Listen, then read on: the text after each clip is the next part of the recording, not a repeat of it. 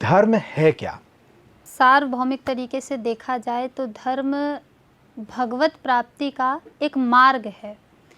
अब भगवत प्राप्ति के मार्ग अलग अलग हो सकते हैं, किंतु उनका जो लक्ष्य है वो एक ही है।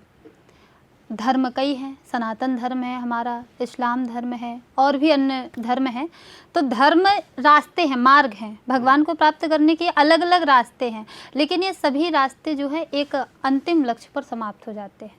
इनका लक्ष्य एक ही है, इनका केंद्र बिंदु एक है, भगवान की प्राप्ति। जैसे विभिन्न नदियाँ भारत देश में हैं, सब जगह हैं, तो नदियाँ अलग अलग हैं, लेकिन अंततः उनका जो संगम है वो समुद्र में ही जाकर के वो विलीन हो जाते हैं। ठीक इसी प्रकार हमारे धर्म हैं, अलग अलग रास्ते हैं, अलग अलग सबकी पूजा पद्धति है, लेकिन सबका लक्ष्य एक ही है, भगवत प्राप्ति, भगवान की प्राप्ति। एक धर्म को धारण किए हुए व्यक्ति भगवत प्राप्ति की यात्रा पे कैसे निकल सकता है? भगवत प्राप्ति के लिए शास्त्रों में और हमारे संत महामुनि दो प्रकार की धारणाएं बताते हैं, सगुण निर्गुण की। सगुण साकार ब्रह्म, निर्गुण निराकार ब्रह्म है।